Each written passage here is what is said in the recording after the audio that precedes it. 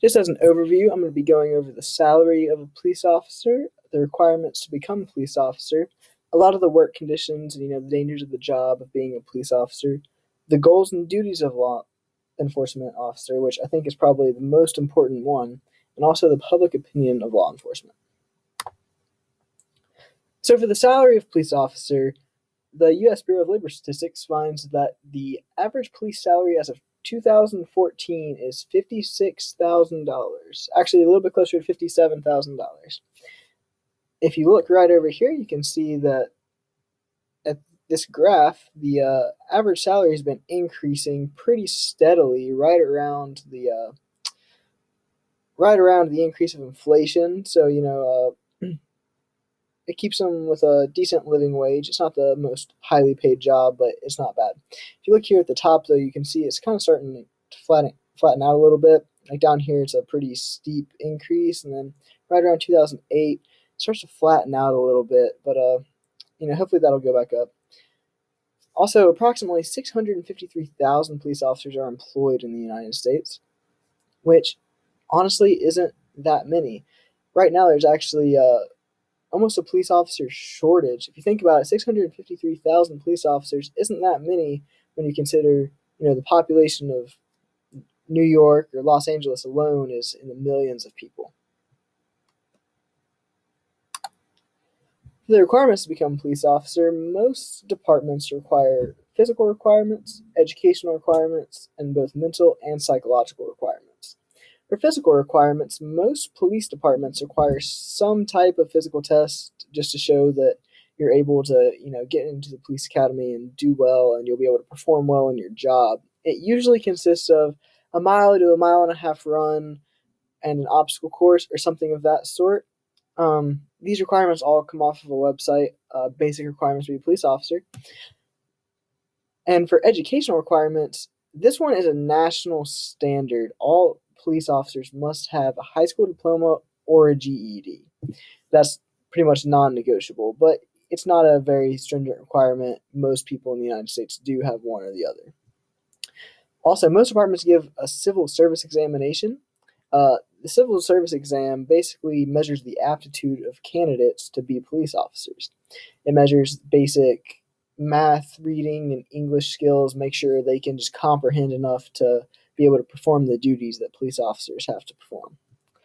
For mental and psychological requirements, not all departments do this, especially the smaller ones, but it's becoming more and more common for police departments to require a psychological exam to make sure that police officers are going to be psychologically fit to do this. You got to make sure their head's in the right place. You don't want people being a police officer who are just in it because they want to be in a position of power, and you want to make sure that they'll be able to use deadly force if they're ever in a situation that comes to that. A lot of departments also use polygraph examinations and extensive background checks to make sure that police officers are going to be qualified and that they don't have anything in their background that could be questionable. They're not trying to hide any felony offenses or anything like that. For the duties and goals of law enforcement, I think this is probably the most important part of this entire presentation. Everyone's heard the motto to protect and serve.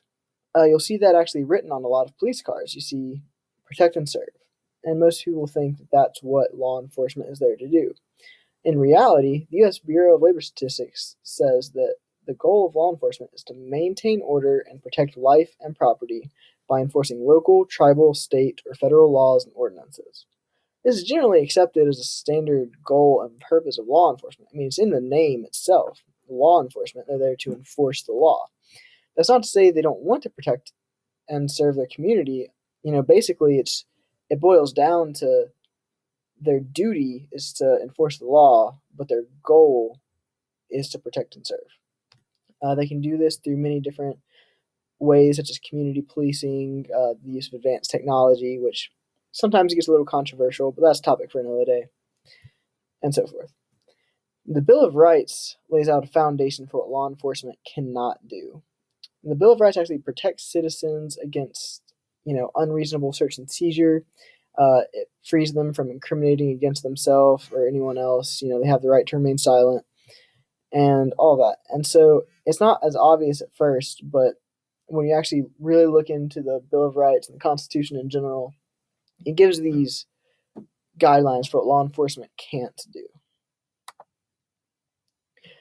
For working conditions, we've all seen police officers sitting outside and doing their job. They have to be pretty much everywhere. Anywhere that law needs to be enforced, police officers have to be. They might be inside buildings, outside in good weather, bad weather, anywhere. Now, part of their working condition is that there's an inherent danger in the law enforcement career field. Law enforcement every day deals with people who break the law. Therefore, they're going to be dealing with people with felony records, violent people, sometimes even murderers and, rapists and people who are violent and could be harmful to the police, which means sometimes deadly force is warranted and necessary, which leads me into my next point that there was a study done from the University of Pennsylvania that actually they tried to find the legal standard of when deadly force is allowed, and it's actually much lower than most people expect, even in police officers. This leads to an unfavorable opinion of law enforcement frequently because police are authorized to use this deadly force when they feel they're in life-threatening danger, but the public doesn't always agree with this, and they think there should be a more stringent requirement for when police can use deadly force. That leads me into my segment on the public opinion of law enforcement. As you can see down here in this little graphic, you see all these riders on top of this police car here, just destroying it and tearing it up, and that kind of goes back into the danger of being a police officer. Imagine if there's a police officer inside that car, what they might do to him. That was actually from the Baltimore riots. I think that was about a year or two ago. But these riots have been going on in all these big cities: Ferguson, Baltimore, Dallas, Detroit, all kinds of cities.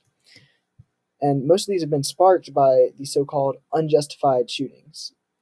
Now, I put unjustified here in quotes because most of these shootings actually were later found to be justified through independent investigations, and the police officer got off free of any charges, which is good, but it actually led to more uprising with the civilian population and more protests against the police.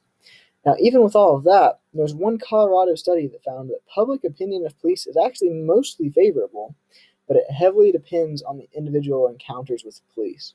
So anyone that's had a bad encounter with police officers are actually more likely to have a negative opinion of police officers. Seems kind of like common sense. So in summary, police officers, they're not the most highly paid workers, and they don't have the most glamorous job. And a lot of people don't even have a favorable opinion of law enforcement, but it's a necessary and very important job. The work conditions can be very dangerous, but ultimately law enforcement exists to maintain order and protect their communities, and someone has to do it. Here's my reflection paragraph about how this project has gone and, just the process of getting it together. I think it went really well. You can read exactly what I said here, but I think the project's been pretty easy for the most part and pretty straightforward. I don't think there were any surprises there in it. I think the hardest part for me was probably just getting this audio recording completed and getting that done. But I think it turned out to be a good learning experience, and I hope that everyone else had a good time with it as well. And here's all my sources. You can look at that. And that's the end of my presentation. Thank you very much.